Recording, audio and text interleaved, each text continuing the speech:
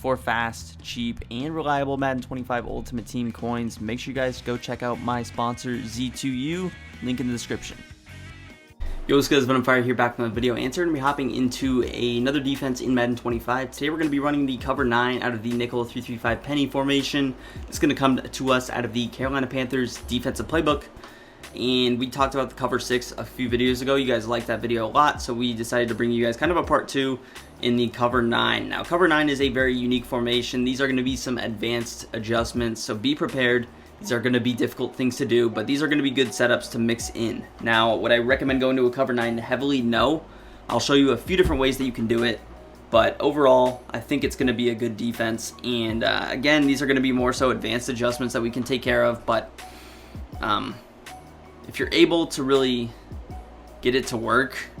Now, the one thing that is annoying with nickel 3-3-5 penny is the adjustments. They're always jacked up completely, so it makes it extremely challenging to run the defense just on a normal basis. But we'll power through, and it also allows for some creativity as well. So we'll start with just auto flip on. We're going to have baseline on. We are going to default our flats at 5. And personnel-wise, get some good coverage linebackers on the outside. Your user will usually be this guy in the middle. Now, we can't put a safety there, but just try to get the fastest speed you can on the football field. So,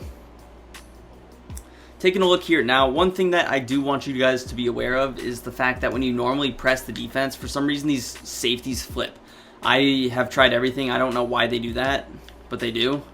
Like, you back them up, and then they just stay there. Like, I don't know why, it's a bug in the game, so these guys flip. It's annoying, but you will have to click onto these guys in order for them not to move. It's a little bit annoying, but I do like pressing my DBs a little bit more. You could obviously go through and manually press the DBs. Out of every other play, you can like show blitz and press normally, but I don't know why. Whatever, it doesn't work. So the first style of defense that we can do is kind of just a classic. If you wanted to run the play classic, you're going to have the cover 2 on that right side. The biggest difference between cover 6 and cover 9 is if we came out in cover 6, we would have the quarters on the right side. If we came out in cover 9, we'd have them on the other side. So situationally, it could actually be beneficial to flip. But obviously, you don't want to give away which play you're running. So we just mix in the little cover 2 there. Now, obviously, what we can do is set our zone drops a little bit higher if we wanted. And this can come out into play in a different setup. And actually, that's probably what I'm going to go through and do now. So now, one thing I do want you guys to be aware of is when you adjust the curl flats, it's going to adjust for the quarter flats as well. So it's going to take away the match just a little bit, which is a little bit unfortunate, but it's kind of something you have to do. We're going to go 25-5 hooks. They can stay the same. We'll come out and cover 9 as well. Back to our play. So I would go, again, click onto these guys so that they don't move. You want to almost click onto them before you press so that your opponent can't tell. I don't know why that is a thing. But, yeah, so we're going to go Cloud Fire. We're just going to go with the simple double Mabel type look. And we're going to put A in the curl flat because we can't put, for some reason, we can't put the slot corner in a curl flat. Like, it's weird adjustments. That will come into play when we actually flip it and show it from a different side. But you see how you can't put the slot corner on a curl flat. You could put them on, like, a deep half or an outside third or some other weird stuff. This will create some unique situations as well a little bit later, but so for default, I like this setup. It is solid. Now, again, your responsibility is going to be defending kind of deep over there on that left side of the field, middle field. So we're going to be watching any like deeper crossers, like if there's a post route coming across the field, we're going to take care of that. Now, you're rushing 3, so don't expect to get really amazing pressure, and I don't know why the quarter flat didn't actually stay true to the zone drops, because we did move it to 5 yards. Did this guy? They're at 5 yards, right? Like, why is he going that deep? Let me double check. I may be messed up. Curl flats, quarters flat, and seam flat 5. Let's try putting them at 0. I don't know what's going on with the game post-patch, but for some reason these guys are not playing like normal.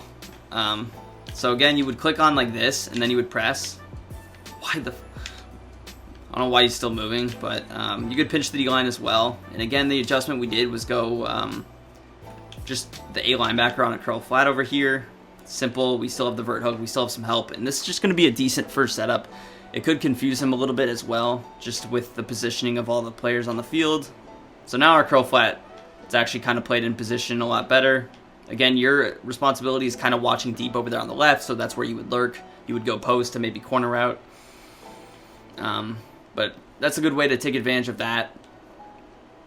Now, some other ways we can do it to get creative, specifically something against bunch that I would recommend doing, and I'll try and go into like a trips look so you guys can see it against something else, is we could actually get creative in throwing this guy in an outside third on the right, this slot corner. So if we can do this, then this allows us to do this. Now the thing about the middle guys is you can't do a whole lot with those guys as well, which is rather unfortunate. But we can still play our coverage like this. And then what I would try and do is get this guy in the stupid middle zone, but all you can do is the mid read, which is really unfortunate.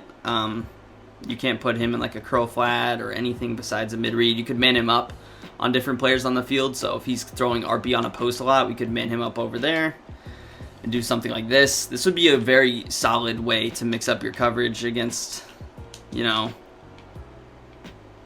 a corner strike, or if he's really beating the drum deep. This is a very unique way to take advantage of that. Now, I do really wish we had normal adjustments. In a normal nickel set, you could do normal adjustments.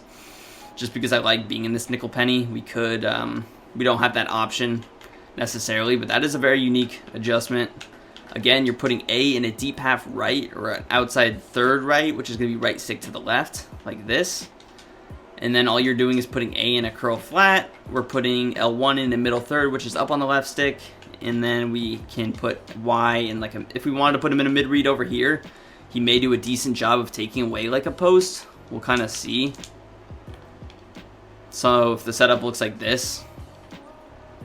And again, I would probably put the curl flats on 5 because they would play that a little bit better than they're doing at 0 at the moment. But you see that the mid read takes it away a little bit. That's pretty good defense, and that's really the best you would do, unless you really wanted to go complicated, which this already is complicated. Look at the way the outside third does. This is just a good bluff though, because he's gonna bottle up the cover 2. He's gonna take away any seam routes as well, just being in the slot. He does a good job of if B was on a streak or something. Just a really, really good way to mix it up, and this is something you could only do out of this particular defensive formation, which I think makes it very, very good. Now, as far as going with like a heavy man coverage look, could you? You could. Let's say we wanted to play man coverage on this right side. We just want to man up both these players, and we still want to throw a little curl flat out there because the odds of a tight end being on a curl flat are kind of slim. He's really going to be more in the middle of the field. I don't hate running the defense like this, playing underneath. Hey, we're going to watch it over the top. We have both those guys manned up if we need some help over there. And overall, I mean, that's a tough pass to make. Really, everything was covered well. So I would recommend that defense. I'll show that one more time. Again, you're going to press. You're going to man up B on B. You're going to man up A on RB. And then you're going to put A in the curl flat. And then pinch the D-line. You could slant inside as well if you're trying to get like kind of glitchy sheds. It won't work every time, but you see it helps a little bit at least. So again, I would recommend pinching the D-line, slanting inside on every play. I haven't been doing that, but that's something we could do. Now let's say we wanted to flip the whole defense. Now flipping the defense, these guys play fine. Now flipping the defense is going to put the cover 2 on the left side and the cover 4 on the right side. So if we wanted to play something like this, we could get a little bit more creative in kind of what we're doing. We could still go with a little adjustment, only we would maybe put the outside third on the left, cloud flat, and we would go middle third, and you could kind of play it like this a little bit, or you could leave L1 on the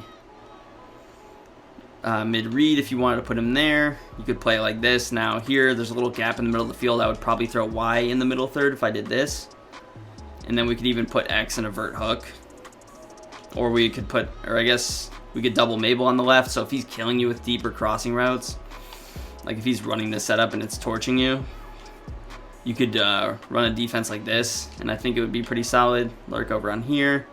Boom. But it's just being smart about what you did. And again, you would want to be baseline press so you have a better chance at defending this corner route. Now it still does get open if he times it right, but it's a little bit defended a little bit better over here. We have the coverage well. This guy would come down, play him. You would use her over here, so that would be a good coverage. It's just, I don't love flipping my defense like that because it's kind of a telltale giveaway that you're running this. So let's stick with our cover 9 and let's try and go to a trips formation if they have one. Do they not have a regular trips? They have Y off trips. See if we can I guess this is the closest to a trips tight end we could see. So pretend this is like a trips tight end. Okay, this really looks like Trey White flex. So again, your defense would be like this. You would click onto these guys and then you would press the defense. And here's an interesting situation. I love it being over here because of the fact that I love cover 9 specifically, more so against trips, because I love having the quarter flats and the match coverage on the right side. So let's just go with like a dagger type of a look.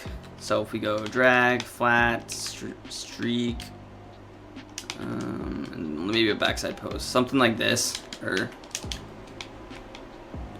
this would be like kind of a good offensive play. So let's say he runs that. Really, what do we have to worry about? Really just that post over the middle of the field. And then, again, you're going to pinch the D-line, slant inside. You're going to kind of stand in this gap and try to get like some kind of sheds. And you see, since we started doing that, we're getting a lot better pressure. And this defense is really good. So this would be my high recommendation. And cover 9 specifically is going to be probably a little bit better against bunch. But, I mean, everything's taken care of well. We get a little press from this curl flat, which I'm not going to be mad at all. Now, I'm probably going to, it does make sense to probably respot the ball. Most people are going to run their trips from that wide side of the field. So if we press, and hey, looks like against trips, or when we press, we're fine. So maybe it's just that bunch strong offset, I don't know. We're able to press fine now. So again, you're going to go curl flat with X because we can't do it with the other player. The soft squat is fine over there. You don't have to put him in a cloud flat. And this is really the bulk of what you have to do. And it's going to absolutely be money. So we're going to go drag to flat to post to this. That is not the route we wanted with Terry, but this is. So we go with this, kind of like drag over here, get back to post, get back to in route, and just really good coverage. The outside quarter is going to do a good job of defending the crosser, and you see we're getting better pressure now. So anyways, that's going to do it for the video. If you guys did enjoy, hit that like button, subscribe to the channel down below, and peace. I'm out of here.